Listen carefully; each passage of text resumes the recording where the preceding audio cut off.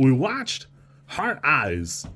I gotta be honest with you, I had some wild expectations for this movie, and it turns out they were unfounded. I was misinformed about it, and that was why I thought this movie had any shot at being a 9. And so that's kind of on me, really, if you think about it. So that's okay. This movie is like a mashup. When I was younger, there was a radio station, it would play like just straight up mashups of two songs, but it was definitely done a little bit inexpertly by somebody who couldn't they could chop up the music pretty well, but they couldn't make like the blendy parts very good. And every now and again, they would have like a banger, and it would be the really good parts of this song and the really good parts of this song, but not like fully utilizing either thing. And that's kind of what this movie is. For the most part, it's a pretty funny like rom-com type setup, and then it's an okay-ish slasher. Neither one overall are doing anything particularly unique about... My dog is going bananas about a deer in the neighborhood, so my bad. Neither one is doing like a 10 performance, but they're both pretty good. For me, it falls a little bit short. The set pieces are okay-ish. A couple of the kills are pretty good, and a handful of them are a little bit contrived. For me personally, it's a lot of flashing lights to a point where I don't know if there was like one of those warnings for like epileptic people, but maybe it should have been. It's just a lot of that, which I don't think is like a great setup for me. The reveal is fine, it's fun enough, but the best parts of it are that they're not like super centered around the main characters, because that would be kind of a drag and like a negative for me. I don't know, it just needs a little bit more of something. It's like a stew that's not quite enough of everything. It's got some meat, it's got some potatoes, it's got some vegetables, but it's not quite enough of the good parts of it. Maybe it's under-seasoned, I don't know. Something like that. It's not to say I didn't like it or enjoy it by any means. It's definitely a fun film, but it's only a 5 for me.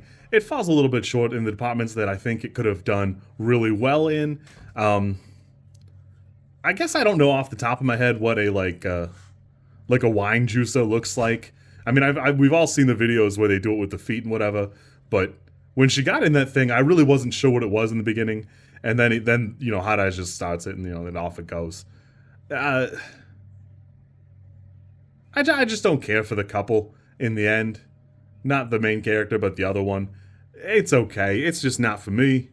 I felt like they died kind of in... Well, the statue one seems like... I don't know. That just is not the death for me. But, I had fun. It's fun enough, but it definitely needed something more. So, there we go. We watched Hot Eyes. I did think it was funny to think there's a serial killer out there who made this crazy mask and then, took the time to put LEDs in it. Because a couple of times, in all the posters and, the promos, the eyes are lit up. He's creeping around. And then a couple of times in the movie, the eyes are lit up. That's the most psychotic thing I've seen the whole time. Everything else I could deal with. But that I don't know, that was a little out of pocket for me. Overall, I had a good time, not a great time, which is fine. There's nothing wrong with that. It just needed a little more time to cook. I looked up that director, and most of his stuff is like a 5 or a 6, so this was about on par. One of the writers is responsible for The Drop, and I thought he had directed it, and that's not the case. I had misinterpreted the credits there, so my bad. I had a good time. You guys be good, have fun. As an aside, yeah, I know, I don't shut up. It's more about therapy than anything else at this point. It does do a good job of if you're standing over there and I'm over here and I have a gun and it's pointed at you and you don't have a gun and you still get the drop on me somehow, even though we're in open quarters or whatever. I don't deserve to be able to get away. You deserve the kill. It is what it is. And this movie does do a good subversion of that in, kind of, but it's not quite enough to elevate it. It's just a funny thing that happens in movies that makes me crazy. Because, if the gun's not unloaded or safety on, that type of trope, I feel like you should be able to at least cripple that person. And I understand it changes the kind of movie it is and that, but it is a frustrating trope to me to have that like standoff moment and then like fumble the bag that way for me. I was really hoping those glasses would fit me pretty good, and they don't. I think I got like a little strength thing.